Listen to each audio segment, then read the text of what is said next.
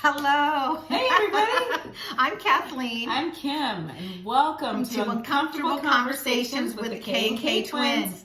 So tonight we're going to talk about Oh, it's a tough one. being controlling and being controlled by others. It makes no sense. So controlling is a big piece of the codependent puzzle. Yeah. So we're going to deal with some of that today. So we're going to start with talking about controlled by others, being controlled by other people. Okay, so, can I go backwards for just a minute? Yeah. Like, I feel like I need to state this very emphatically. Mm-hmm. So those of us who are codependent, this is going to not make a lot of sense. Right. I'm going to blow We your are mind. controlled by other people. We allow them to control us. We are Mm-hmm. controlled by them, and we'll talk about the reasons why. Even though we are controlled by people, we have this deep-seated need to also control others. So it doesn't make sense when you just say it. So I'm saying it very emphatically, and we'll kind of explain how it happens and why it happens.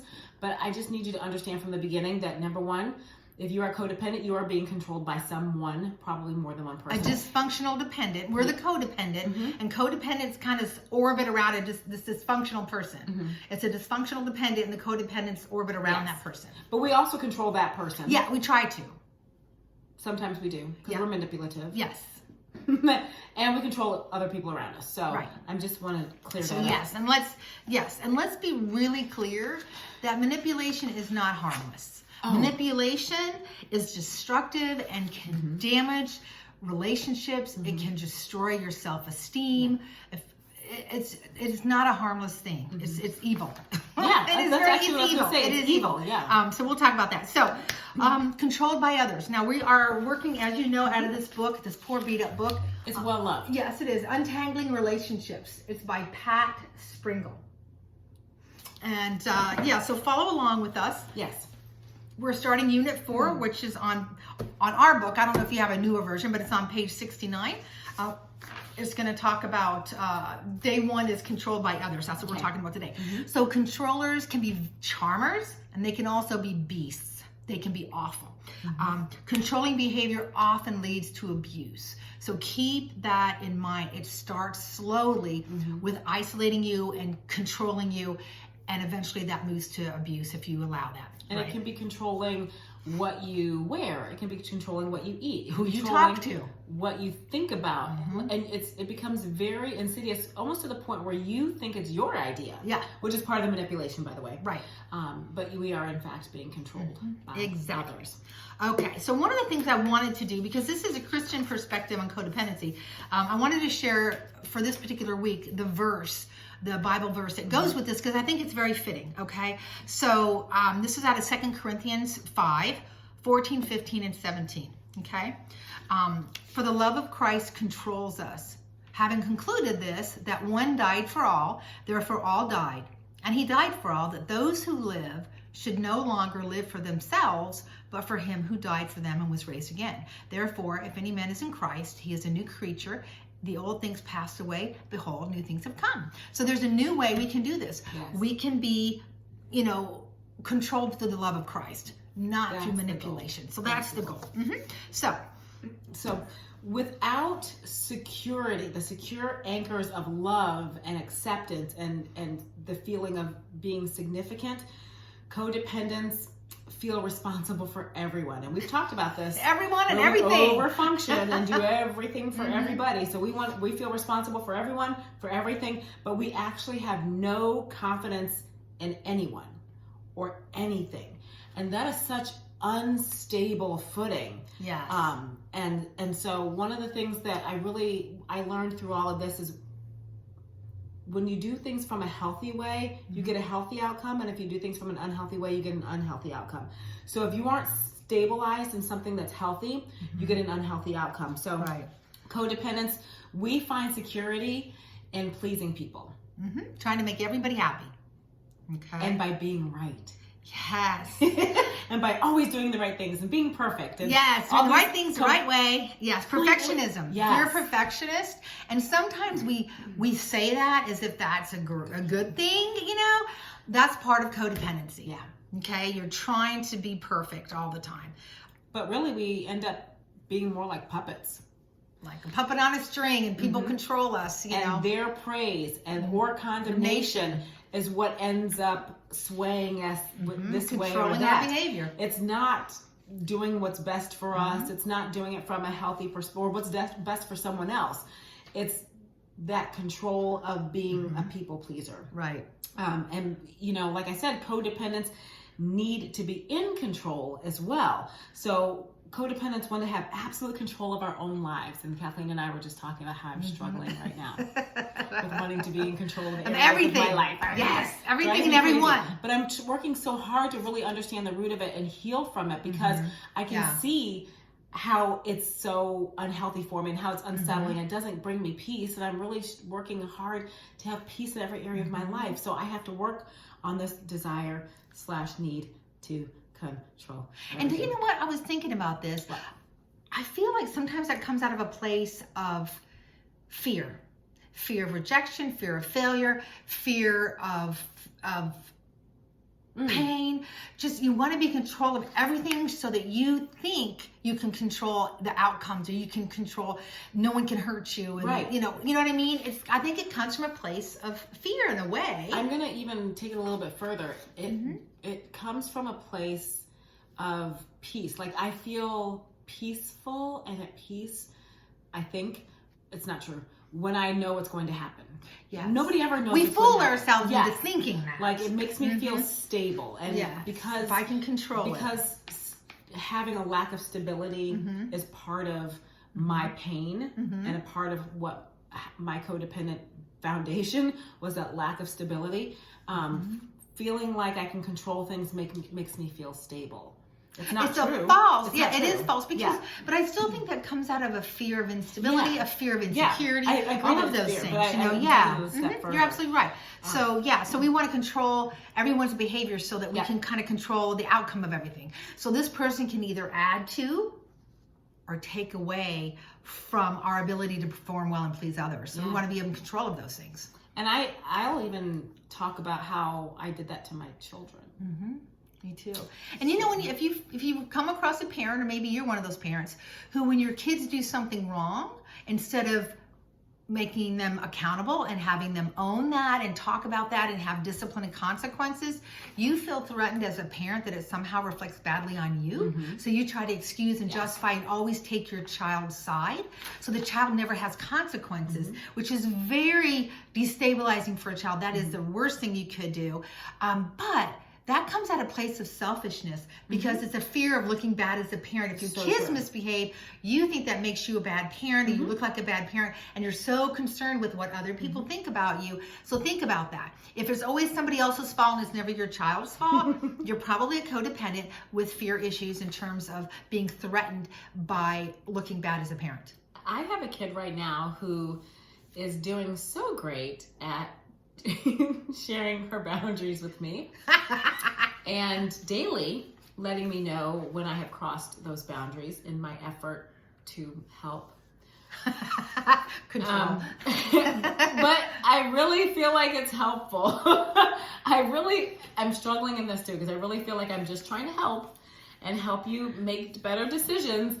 And she goes, I told you yesterday that I don't like it when you do that. Oh, okay. And you really need to stop trying to control me. Oh, okay. Those are her words to me. All right. And you really need to do better. Oh, okay. All right. So I'm so glad she has the freedom that she feels safe. Saying that. To tell me. I'd have been slapped silly. Oh, absolutely. I wouldn't have even had the courage to say that, because I would have felt like they would have been like yelling. Like I would have been attacked. I would have felt like an attack. Definitely. But so that's a tough one, because I don't feel like my helping is bad. I feel like it's very helpful. And well, I think you do have to weigh whether it's legitimate or not. Rather, that's her way of manipulating and trying to get you to back off from something that might be legitimate. Right. So, you know, if it's something she's doing wrong and you're trying to say no, that's one thing. But if it's wrong, but if there's a better way. But if there's a better way to do it, but is it okay? Yes. Remember how we examine our motives.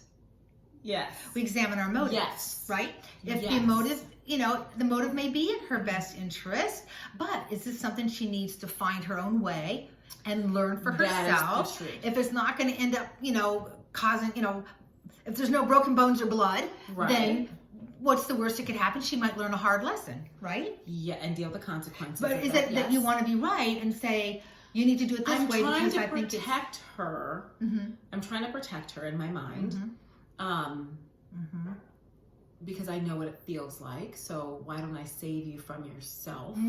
But if somebody tells me what their boundary is and I don't respect it, if it's a legitimate boundary, then yeah. Well, if anybody if I say to anybody, don't do that, I don't like it, then that should be enough for me, right? And basically what she's saying to me is, I told you don't do that, I don't like it, and you did it again. Oh, okay. All right. That's fair. So that's legit. I'm struggling with control.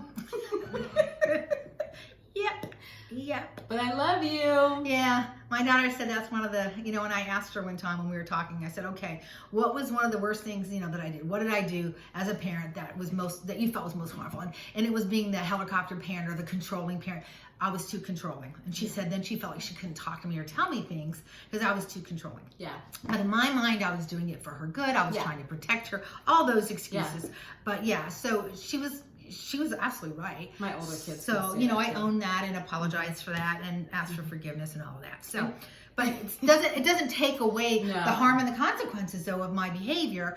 I owned it, which I think helps her emotionally, but it doesn't necessarily undo some of the damage that was done.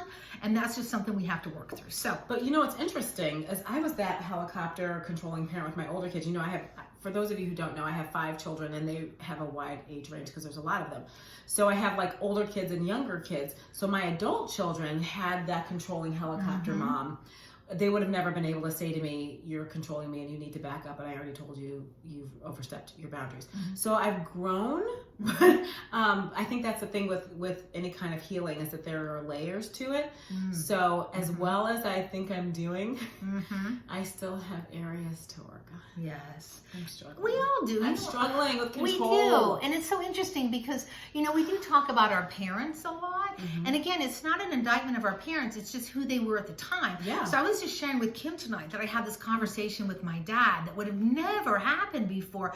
And he was so sweet and it was so different for him. So he was loving. Yes. And I realized that, what? Even at his age, coming to some realizations of how to communicate and how to interact with your loved ones, with your family, he has changed. Yeah.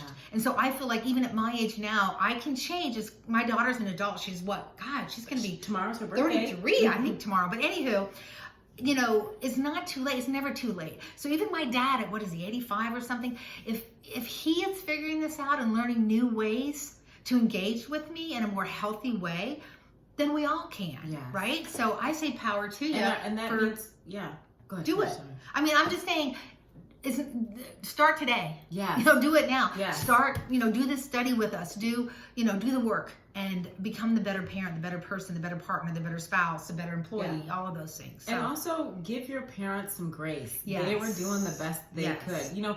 Think about it. When you were growing up, your parents were in their 20s and 30s. They were young. They didn't know we're way older than that now. So I think back to oh my gosh, my parents were so young. They were trying to figure it out. And they were, at that time, I think my mom had me when she was 27. As her firstborn, that was probably pretty old back. What my children would call the olden days. Yeah.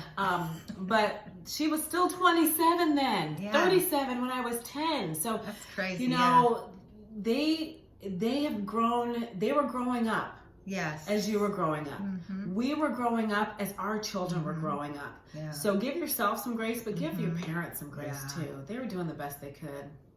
But so part of this journey and understanding is understanding that codependents are easily controlled. We've talked about being the people pleaser.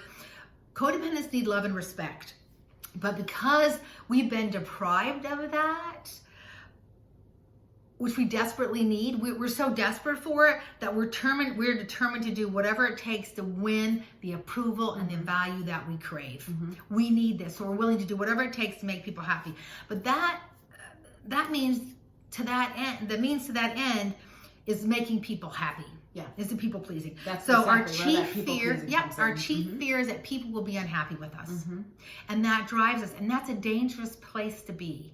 Because if we're so worried about people being unhappy with us that we're willing to do things that compromise our values, our integrity, whatever, it becomes a problem, obviously. So I think we lose our values sometimes we because lose ourselves.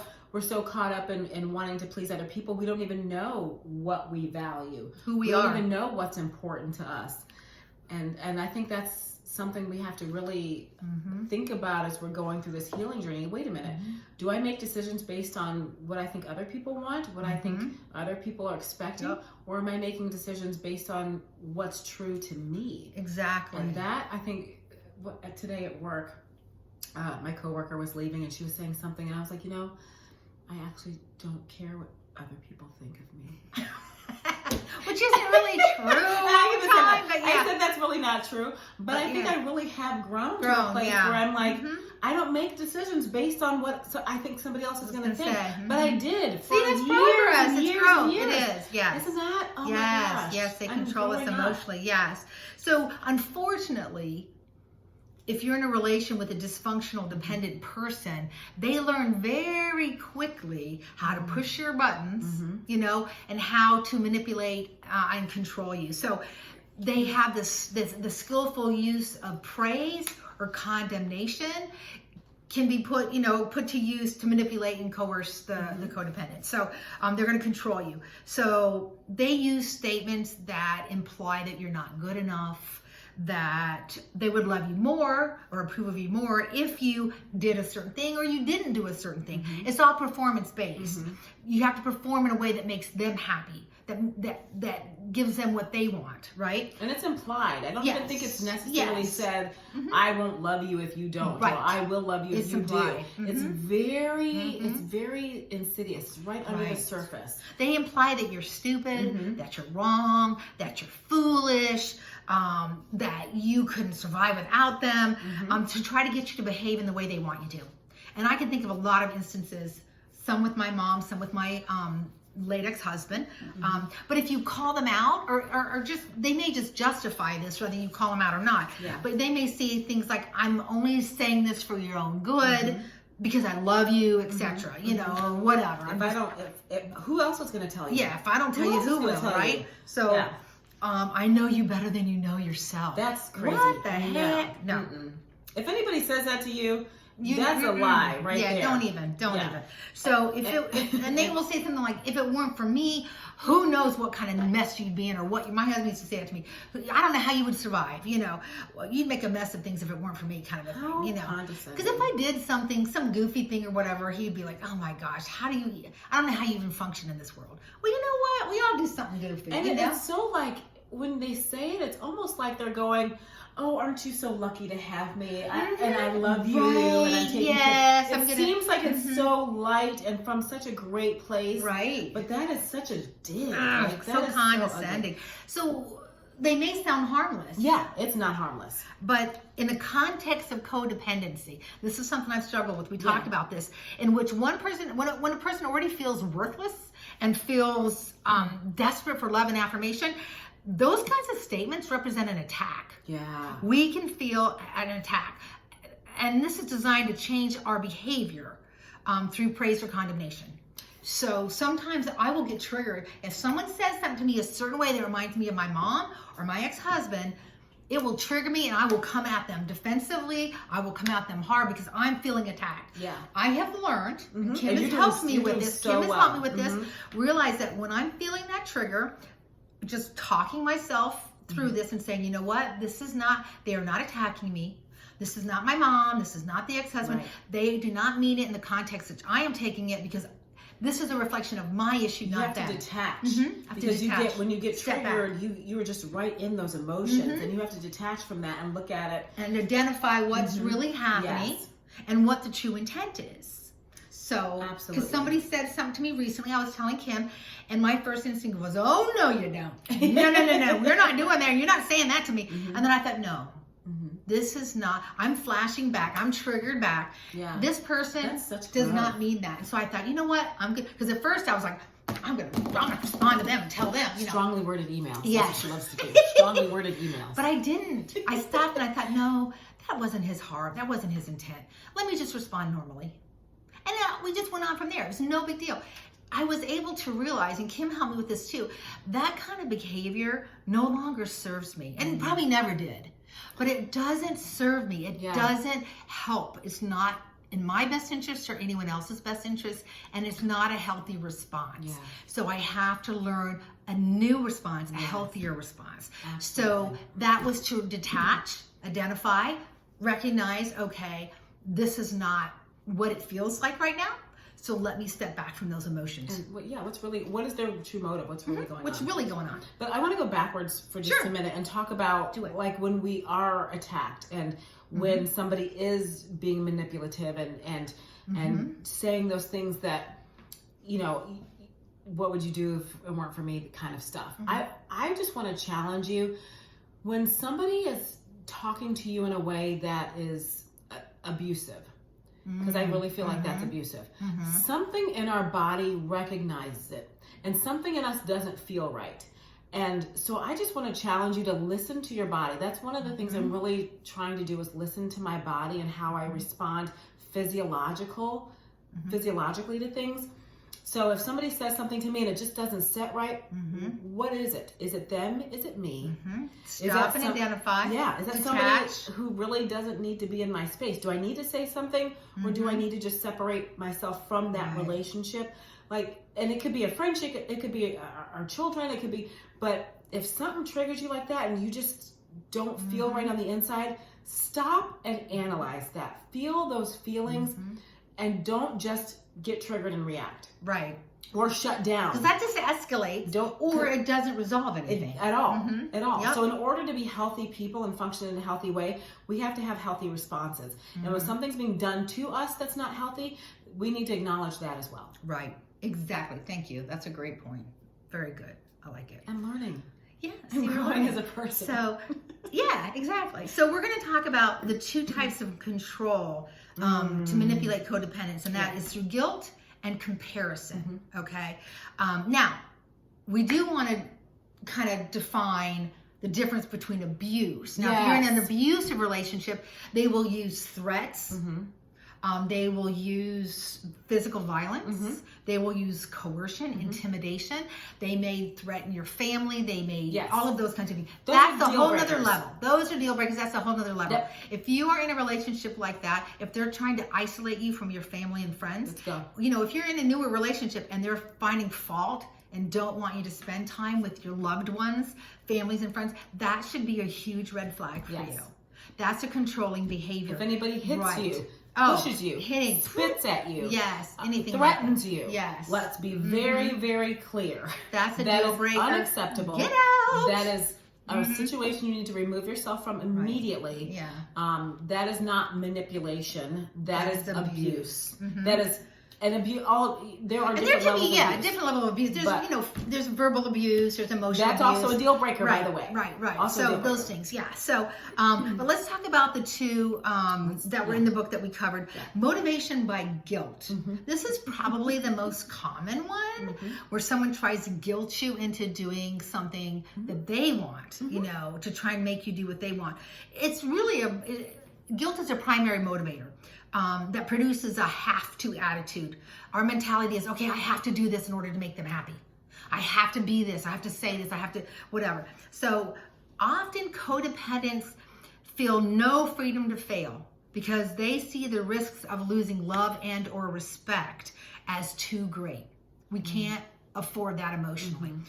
So consequently, codependents are driven. We're driven to be perfect. We're driven to please everybody but ourselves. But this can also lead to obsessive compulsive behavior. Yeah. The need to be perfect, and then the obsessive compulsive.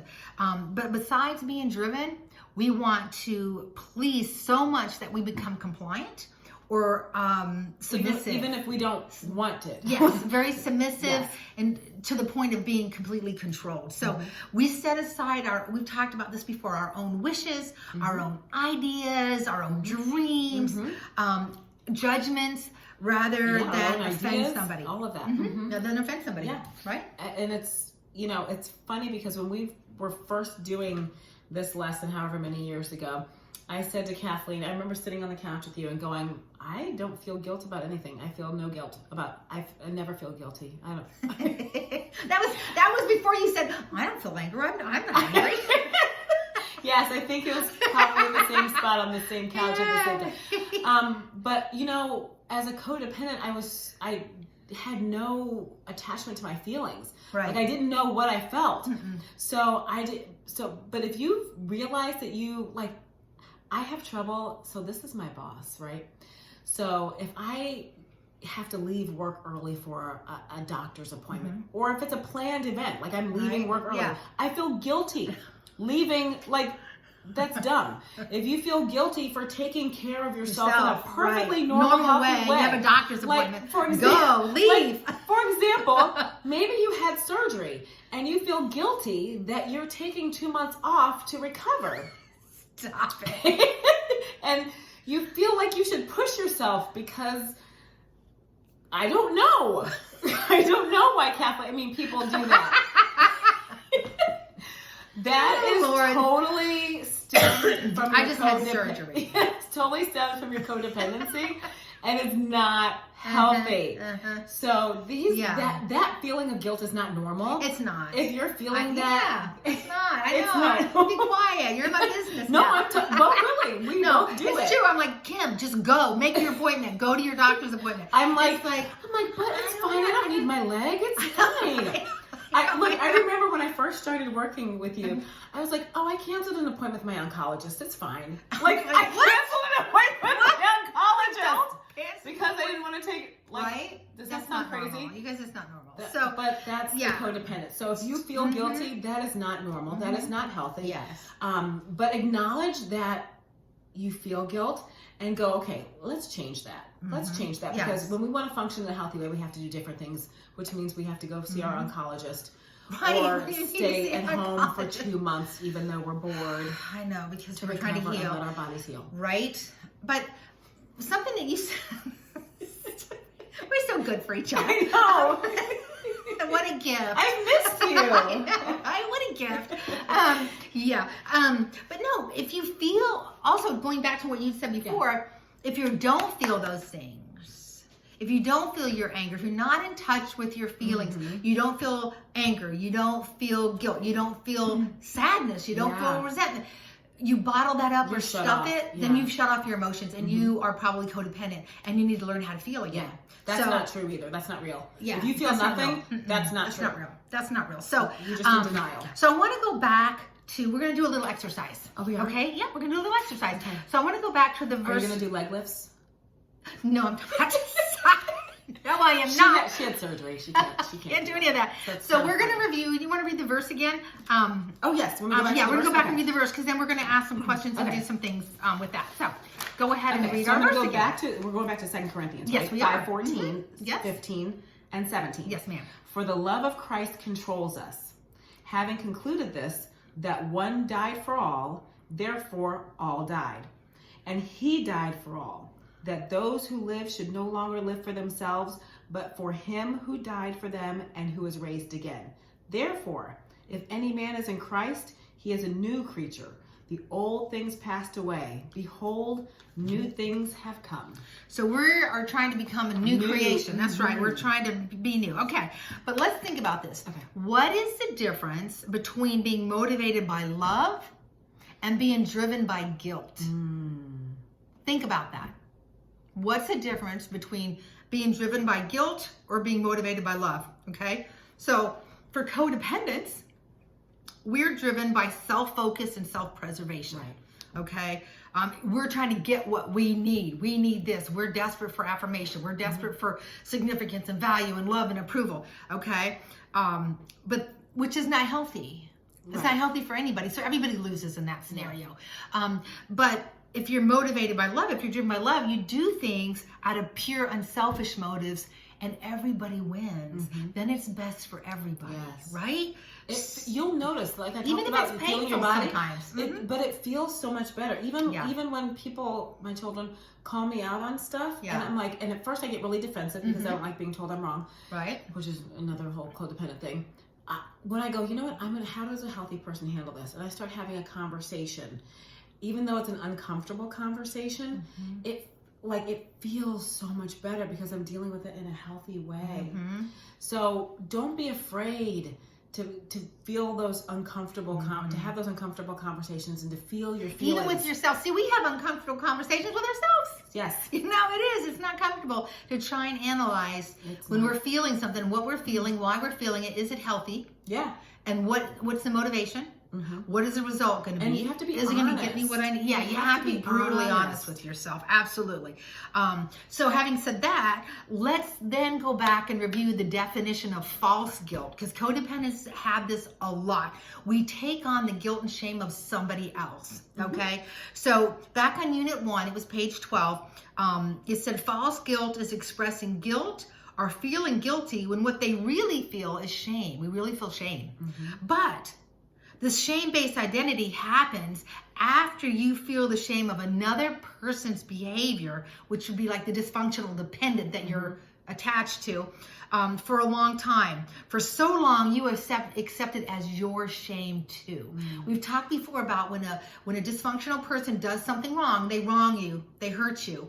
And you're like, hey, that doesn't feel good. That's not right. And then they turn it back on you and make it your fault. And you find yourself apologizing for them hurting you. Somehow you take on their shameful behavior and feel like it's your fault. That's false guilt. You feel guilty for saying no when it's perfectly appropriate to say no. You get to decide, that kind of thing. And so it's really hard to kind of distinguish that in the beginning. You learn kind of as you go. So particularly if you're in an abusive relationship, you take on that guilt and that shame of the other person. They're really the ones that are wrong, that are wronging you. They have wrong behavior and abusive behavior, but they've blamed you for their wrong behavior so often that you own that. You take it on yourself, and that's not healthy or normal. So you've got to kind of learn how to undo some of that. So don't accept their shame as your shame. Yes. Okay, that's false guilt. So now, ask yourself this little exercise, okay? So we've talked about what the difference is between being motivated by love and being controlled or being driven by guilt, okay? We've talked about what false guilt is and taking on someone else's shame. So now ask yourself, do I feel the guilt of not pleasing God, which is sin, or do I usually feel the guilt or shame of not pleasing others? Are you really trying to please other people, okay? It is important to understand very clearly that the guilt the Holy Spirit produces to convict you of sin and the false guilt you impose on yourself when your life is not perfect and controlled are two very different things. Yes. So you need to understand that difference. And I would even take it a step further. When, because we can be very perfectionistic in our relationship with God. Right. We can be like, oh, well, I do everything perfectly and, everybody else is terrible because I'm so great and I'm so great. But what is your motive? Is your motive to be perfect because you want everybody else to see you're perfect? Is it your love of God that you want to please Him? Yes. So even in your relationship with God, you want your motives to be pure. You want to do the right thing for the right reasons. Jinx. So I just want to say that. I just want to point that out because I've been there too, where I did everything perfectly like a robot, but not. It was still selfish. It was still all about me. Or you me. didn't do it because you felt crippled because you couldn't do it perfectly. Yeah, that too. So I don't want to read the Bible because I feel like if I read it, I've got to read chapters and chapters and take notes and analyze and do all of that. Just read, just be in the Word. Yeah. Just be in prayer. You don't have to have a certain way to pray or do whatever. Just be in the Word. Just talk to the Lord. So we feel like we have to do everything perfectly, so then we don't do it. Yeah. So you have two sides of the same coin. The perfectionism either way. What ends up happening is the behaviors that other people used to do to us, we are now doing to ourselves. Yes. So now we're basically abusing ourselves and requiring these unrealistic expectations and not doing what's best for us or doing it for the right reasons. And it's all self-inflicted now. Exactly. So, again, being healthy starts with you. So want to do the number 2? I really don't. So I don't want to talk about how we are motivated by comparison. That's another one. I don't know if I'm right about this, but I feel like women are worse about this than men. But when people compare codependence to others, so if you, sorry, you okay? I am. Do you need help? Nope. Okay. Look at her getting around. So when you compare people with family members, coworkers, the goal is to shame them. So if you've ever had a situation where you had a family member who said, well, such and such did this, and your sister always calls or your such and such always asks how I'm doing and you don't. Instead of just asking for what they want, that's comparison. And so a lot of times what we end up doing too is we start comparing ourselves to others. So think about situations where you felt manipulated by somebody, okay? So either through guilt or comparison. Guilt is a big one, but were you driven by comparison as a child? Do you compare yourself to others? Now, do you compare your children against each other? Is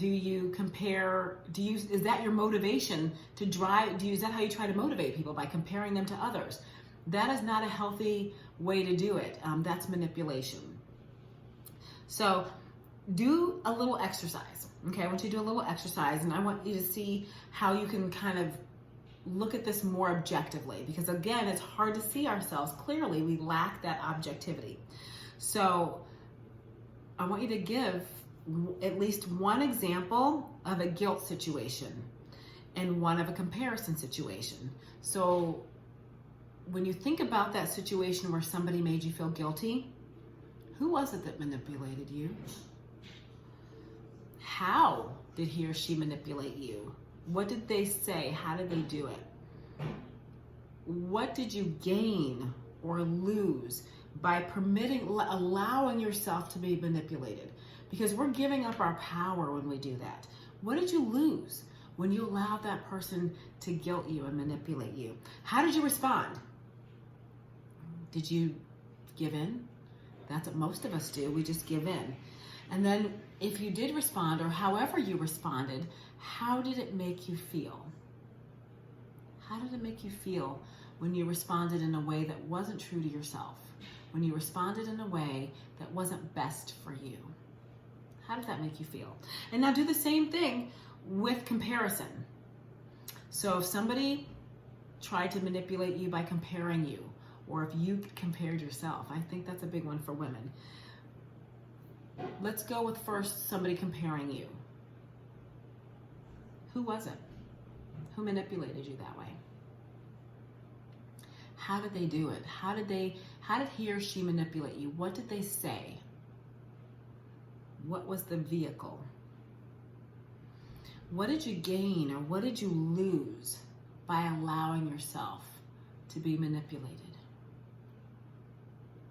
How did you respond when they compared you? How did it make you feel? And then how did your response make you feel? Because again, you did something that wasn't right for you. It wasn't true. So we really need to remember, we really need to understand deep inside that manipulation is not harmless. Because we come from a society where we are taught if we can get people to do what we want, if we can manipulate them, that's a good thing, that we've won and we've gotten our way. The goal is not to win or to get our way. That's evil. Doing something for selfish reasons is not a healthy way of doing things. Even if everybody in society says it is, it's not. It's not what's best for you, and it's not best for whomever you're doing it to. Manipulation is destructive, and it can damage, and it will damage, and it will destroy relationships and all kinds of relationships. You won't be trustworthy. People won't be able to trust you. They won't be able to trust you with their feelings. They won't be able to trust you with their hearts. You know, we're not supposed to be doing life alone. We're supposed to be doing life in community. And in community, you need to be able to trust people, and people need to be able to trust you. And it's going to destroy self-esteem. It's going to destroy your self-esteem. You're going to destroy the self-esteem of others. So again, is that the person you want to be? I would say no. That's why we're here, right? We're here to be better. And so when you find that you're trying to get your way, when you find that somebody's saying something to you or doing something to you that just doesn't feel right, you get to stop the cycle.